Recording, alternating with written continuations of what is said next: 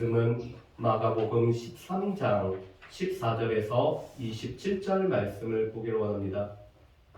마가복음 13장 14절에서 27절 말씀까지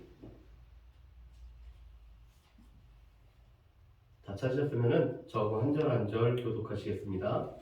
멸망에 가증한 것이 서지 못할 곳에 선 것을 보거든 읽는 자는 깨달을진저 그때 유대에 있는 자들은 산으로 도망할지어다. 지붕 위에 있는 자는 내려가지도 말고 집에 있는 무엇을 가지러 들어가지도 말며 밭에 있는 자는 겉옷을 가지러 뒤로 돌이키지 말지어다. 그날에는 아이 벤 자들과 젖 먹이는 자들에게 화가 있으리로다. 이 일이 겨울에 일어나지 않도록 기도하라. 이는 그날들이 환난의 날이 되겠습니다. 하나님께서 창조하신 시초부터 지금까지 이런 환난이 없었고 후에도 없으리라. 만일 주께서 그 날들을 감하지 아니하셨더라면 모든 육체가 구원을 얻지 못하거니거늘 자기가 택하신 자들을 위하여 그 날들을 감하셨느니라. 그때 어떤 사람이 너희에게 말하되 보라 그리스도가 여기 있다 보라 저기 여기 있다 하여 믿지 말라. 거짓 그리스도들과 거짓 선지자들이 일어나서 이적과 기사를 행하여 할 수만 있으면 택하신 자들을 미혹하려 하리라. 너희는 삼가라 내가 모든 일을 너희에게 미리 말하였노라. 그때 그 환난 후 해가 어두워지며 달이 빛을 내지 아니하며 별들이 하늘에서 떨어지며 하늘에 있는 권능들이 흔들리리라. 그때 인자가 구름을 타고 큰 권능과 영광으로 오는 것을 사람들이 보리라. 또 그때 그가 천사들을 보내어 자기가 택하신 자들을 땅 끝으로부터 하늘 끝까지 사방에서 모으리라. 아멘. 한 주 전에 아침에 일어났는데 목이 간질간질하고 또 재채기가 났습니다. 제가 이 목이 간질간질하고 재채기가 나는 것을 보고 감기가 시작되겠구나 라는 생각을 했습니다. 그런데 아니나 다를 게 없이 정말 감기가 걸려서 감기로 인해서 한 일주일 정도 이렇게 고생을 하는 것 같습니다. 우리는 어떠한 일들이 있으면은 이 일들이 일어나기 전에 징조들이 생기는 것들을 우리가 발견하죠. 예수님의 제자 중에 하나가 이 성전의 화려함에 압도된 나머지 이 성전을 가리키며 이 돌들이 어떠한지 이 건물이 어떠한지 예수님에게 말했습니다. 그렇지만 예수님은 성전이 본질을 잃어버렸기 때문에 만민이 기도하는 집이 되어야 됨에도 불구하고 강도의 구렬이 되어버렸기 때문에 돌 하나도 돌 위에 남지 않고 무너뜨려지리라고 말씀하셨죠. 그랬을 때 제자들은 이런 일이 언제 일어났는지 또 무슨 징조가 있는지 제자들은 궁금해했습니다. 그래서 예수님은 이 성전이 무너뜨려지는 징조, 재난의 징조, 종말의 징조에 관해서 몇 가지로 말씀을 해주시죠. 마가복음에 보면은 세 가지 징조를 말씀합니다. 첫 번째로는 거짓 그리스도의 자칭 그리스도라고 주장하는 사람들이 나타나서 우리를 미혹할 것에 관해서 말씀을 하십니다. 두 번째로는 난리와 난리의 소문이 우리 가운데 계속 일어날 것을 말씀하시죠. 그런데 이 난리와 난리의 소문은 재난이 이제 시작되었다는 것을 우리에게 알려주는, 그렇기 때문에 우리가 두려워하지 말아야 될 것을 예수님은 말씀을 하십니다. 세 번째로는 예수님을 믿는 것으로 인해서 우리 가운데 핍박이 일어날 것을 말씀하죠. 그리고 마가복음에 덧붙여서 마태복음과 누가복음에서는 이 핍박과 더불어서 예수님을 모른다고 하는 배교가 우리 가운데 일어날 것을 말씀을 하고 있습니다. 로마서 9장부터 11장까지는 민족적으로 이스라엘이 회심하는 것도 이 재난의 징조, 종말의 징조라고 말씀을 하시죠. 그렇지만 이것은 끝이 아닙니다. 복음이 천하 만국에 전해져야지 그때야 끝이 오신다라고 말씀을 하고 있습니다. 이런 모든 것은 재난의 징조일 뿐만 아니라 종말의 징조였습니다. 그런데 이 종말의 징조와 더불어서 우리에게는 환란의 날, 오늘 심판의 날이 임할 것에 관해서 말씀하는 본문이 오늘 24절부터 23절까지의 말씀입니다. 더불어서 이 환란 후에 예수님께서 다시 오신다고 약속하신 예수님의 재림에 관해서 말씀하시는 부분이 바로 24절부터 27절까지의 말씀이죠. 여러분, 그런데 14절 말씀은 조금 해석하기 어렵지만 우리가 분명히 기억해야 될 말씀이 바로 이 14절의 말씀입니다. 우리 14절 말씀을 우리 함께 읽어보실까요? 14절 말씀입니다. 같이 읽습니다. 멸망에 가증한 것이 서지 못할 곳에 선 것을 보거든 읽는 자는 깨달을진저 그때 유대에 있는 자들은 산으로 도망할지어다. 아멘. 여러분, 이 14절 말씀은 다니엘서 11장 31절 말씀과 12장 11절 말씀을 오늘 예수님이 그대로 인용해서 우리에게 말씀하시는 말씀입니다.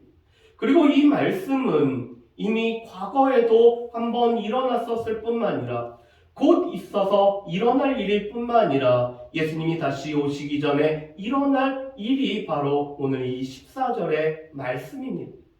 여러분, 이 멸망에 가증한 것은 더 정확한 직역은 이렇게 됩니다. 황폐케 하는 몹시 미운 것이 서지 못할 곳에 선 것을 보거든이라고 말씀을 하고 계시죠. 여러분, 이 서지 못할 곳이라는 것은 성전 중에서도 번제단을 뜻하고 있습니다. 번제단에서는 매일 하나님 앞에 제사를 드릴 뿐만 아니라 또한 이 제단에서 오늘 흠없는 제물을 태움으로 말미암아 하나님 앞에 우리의 삶을 드리는 것을 상징하는 것이 바로 이 번제단이죠. 그런데 이 번제단에 멸망에 가증한 것이 서게 되는 것을 볼 때가 있음을 예수님은 말씀합니다. 그런데 이것은 BC 168년에 이 안티오쿠스 에피파네스 4세라는 사람에 의해서 오늘 이스라엘 백성들이 드렸던 매일 제사가 폐해지고 오늘 이 번제단에 돼지를 제물로 삼아서 제사를 드리는 일이 생겼습니다. 여러분, 유대인들에게서는 이 되새김질도 못하고 이 굽이 갈라지지 않은 짐승은 동물은 부정한 동물로 여겨졌습니다. 그래서 대표적인 부정한 동물이 돼지였죠. 그래서 경건한 유대인이라면은 하나님 앞에 제사를 드릴 때 이 돼지라는 짐승으로 오늘 하나님 앞에 제사를 드리지 않습니다. 그런데 이 에피파네스 4세라는 사람은 매일 드렸던 제사를 폐해버리고 돼지로 이 번제단에 드림으로 말미암아 이 제단을 멸망할 가증한 것을 세우는 일이 생겨버렸습니다. 이것으로 인해서 유대인들은 성전에 제사 드리는 일을 그들이 성전에 드리우지 않기 때문에 제사를 드리지 않는 일이 발생을 했죠. 이것은 BC 168년도에 일어난 일이었고 다니엘 선지자가 예언한 말씀이 그대로 이루어졌을 때 이루어진 일들이었습니다. 또 이것으로 인해서 마카비 가문을 중심으로 이 안티오쿠스 가문으로부터 독립하기 위해서 유대 전쟁이 일어났습니다. 그런데 마카비 가문을 비롯한 많은 사람들은 이 셀류커스 왕조에 패하여서 산으로 광야로 도망하는 일들이 생겼죠. 그래서 오늘 이 14절 말씀은 다니엘서 말씀과 더불어서 이 BC 168년도에 있었던 일들, 그리고 유대인들은 산으로 도망했던 일들을 오늘 기억나게 하는 말씀이 바로 이 14절의 말씀입니다. 그리고 이 말씀은 또 한 번 그대로 이루어졌습니다. 바로 AD 70년에 이 로마의 티투스라는 장군에 의해서 예루살렘 성전이 멸망당해서 오늘 예수님이 말씀하신 것처럼 돌 하나도 돌 위에 남지 않고 성전이 파괴되었을 때 이 성전의 자리에 당시 로마 군단을 상징하는 독수리의 깃발을 오늘 이 성전에 꼽은 일이 생겼습니다. 오늘 멸망에 가증할 것이 서 있지 못할 곳에 선 것을 보고 유대인들은 또다시 이 성전에서 제사 드리는 일을 유대인들은 폐하는 일이 생겼어요. 그리고 하드리아누스라는 황제는 이 성전에 제우스 신상을 세움으로 말미암아 이 멸망에 가증한 것을 성전에 세우는 일들이 생겼습니다. 이랬을 때 오늘 예수님은 그것을 보거든 산으로 도망가라고 말씀합니다. 그리고 이 산으로 도망갈 때는 이 일이 너무나 급박하기 때문에 뭐 하나 챙겨가지 못할 정도로 급박하게 피신할 것을 우리에게 말씀을 하시죠. 그래서 15절과 16절 말씀이 우리가 급히 피하라는 말씀입니다. 당시 유대인들은 이 건물을 지을 때 저희 교회가 들어와 있는 이 건물처럼 이 옥상은 평평하게 만들어 놓습니다. 그리고 이 옥상에서 유대인들은 하루에 3차례 하나님 앞에 기도하는 일을 하거나 아니면 교제하기 위해서 이 옥상을 사용하고 또 이곳에서는 이 음식물들, 말려야 될 음식물들을 말리는 곳이 바로 이 지붕이었습니다. 그런데 이 지붕에 있는 사람은 내려가서 집안에 있는 무슨 물건을 가지려고 집안에 들어가지 말고 급히 산으로 도망가라고 오늘 예수님이 말씀을 하고 계십니다. 그뿐만 아니라 밭에서 일하는 사람은 낮에 덥기 때문에 간편한 옷을 입고 오늘 일을 하고 있던 사람이 밤에 추위를 피하기 위해 겉옷을 가지러 뒤를 돌이키지 말라라고 말씀합니다. 겉옷 하나 취하여 갈 수 없는 집안에 있는 이 물건을 가지러 들어갈 수 없을 정도로 환난의 날이 급박하게 우리에게 임하기 때문에 이 멸망에 가증한 것이 서지 못할 곳에 선 것을 보고면 우리가 급히 산으로 피할 것을 예수님은 말씀을 하시죠. 그런데 이 환난의 날은 무엇보다도 아이를 뵌 사람과 젖 먹이는 사람들에게는 가장 힘든 날이기 때문에 이 환난의 날은 아이를 뵌 자와 또한 젖 먹이는 자에게는 화가 있으리라고 말씀을 하고 있습니다. 아이를 임신하고 있기 때문에 거동이 불편할 뿐만 아니라 아이를 젖 먹이려고 하면은 무엇보다도 평안한 것이 필요함에도 불구하고 환난의 날이 닥치기 때문에 아이를 뵌 여인과 또한 이 젖 먹이는 사람에게는 이 시간이 너무나 힘든 시간으로 다가오기 때문에 그들에게 화가 있다라고 말씀하죠. 또한 예수님은 이 환난의 날들이 겨울철에 임하지 않도록 우리에게 기도하라고 말씀을 하고 있습니다. 여러분, 유대인들에게 있어서 이 겨울철은 우기를 뜻합니다. 그래서 이 우기로 인해서 그들이 이동하기에 이 비를 피해서 가기에 어려운 시간에 환난의 날이 임하지 않기를 오늘 기도할 것을 말씀하죠. 그런데 이것은 우리에게도 마찬가지입니다. 우리가 봄, 여름, 가을은 우리가 어디로 다니기도 참 좋은 날이지만 이 매서운 추위는 우리가 어디로 가기도 참 어렵습니다. 그런데 환난이 임하여서 이 환난을 피하기 위해 우리가 집을 나서야 된다는 것은 힘든 시간이죠. 그래서 겨울철에 이 환난의 날이 우리 가운데 임하지 않도록 기도할 것을 예수님은 말씀을 하고 계십니다. 그뿐만 아니라 이 환난의 날은 우리가 지금까지 경험하지 못한 전무후무한 환난이 우리 가운데 일어날 것에 관해서 예수님은 말씀하십니다. 여러분, 우리 19절 말씀을 한번 보실까요? 19절 말씀 보면 이렇게 됐습니다. 이는 그 날들이 환난의 날이 되겠습니다. 하나님께서 창조하신 시초부터 지금까지 이런 환난이 없었고 후에도 없으리라. 아멘. 여러분, 하나님께서 세상을 만드신 그 시초로부터 지금까지 이런 환난은 없었고 앞으로도 이런 환난은 없을 거라고 말씀을 하고 계시죠. 여러분, 우리가 알고 있는 가장 커다란 환난, 가장 커다란 하나님의 심판하면은 무엇이 떠오르신가요? 아마도 노아의 홍수를 우리가 생각이 나실 것입니다.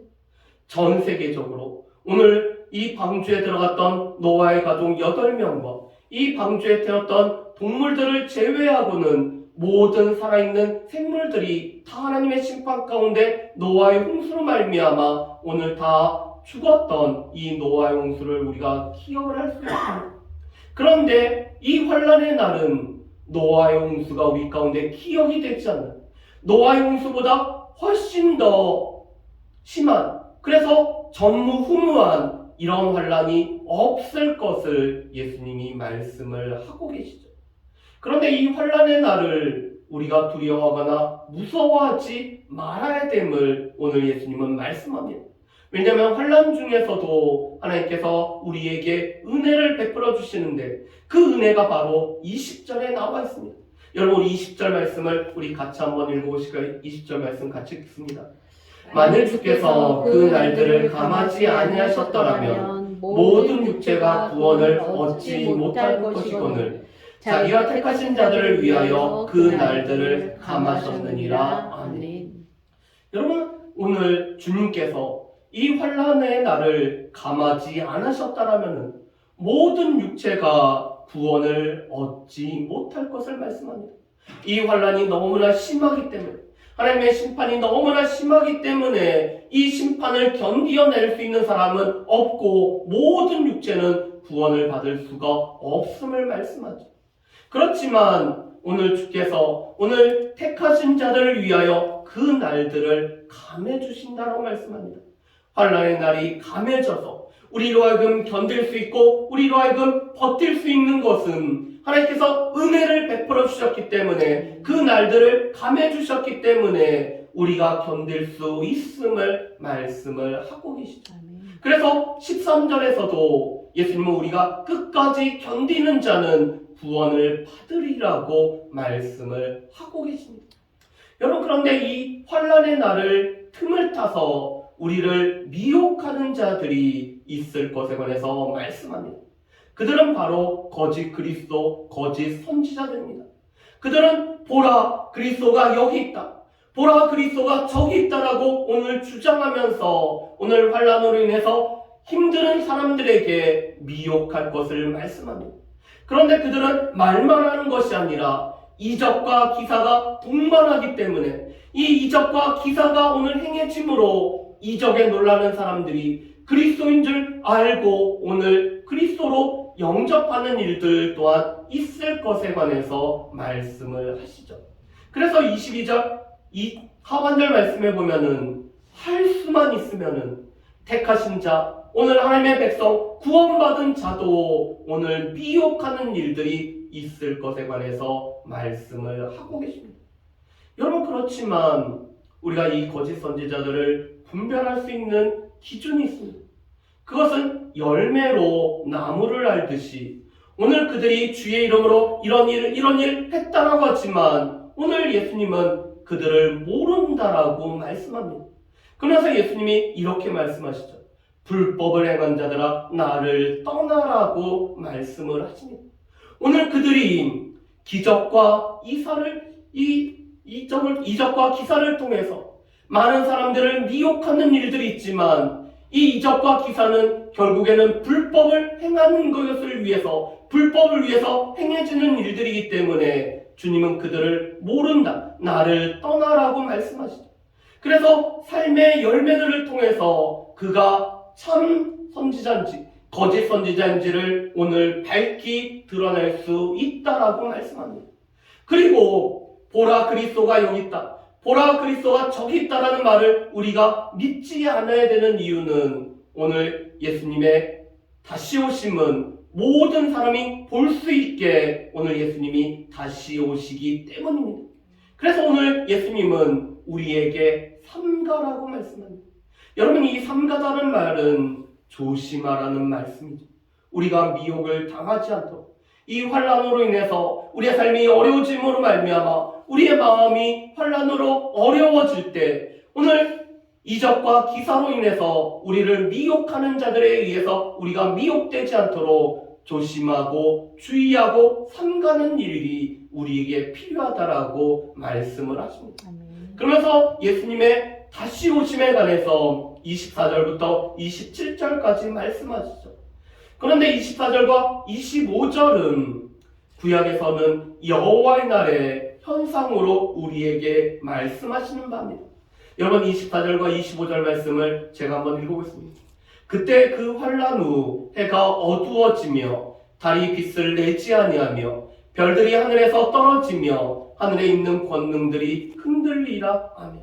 여러분, 이 말씀은 요엘을 비롯한 소선지서에서 여호와의 날을 우리에게 말씀하시면서 나타나는 현상들에 관한 말씀입니다. 여호와께서 친히 이 땅에 임하심으로 말미암아 우리를 심판하시는 날이 바로 이 여호와의 날이죠. 그런데 이 여호와의 날에는 해가 어두워지고 빛이 빛을 이루며 오늘 별들이 떨어지는 이 하늘의 권능들, 하늘의 커다란 변화가 있을 것에 관해서 오늘 말씀을 하셨습니다.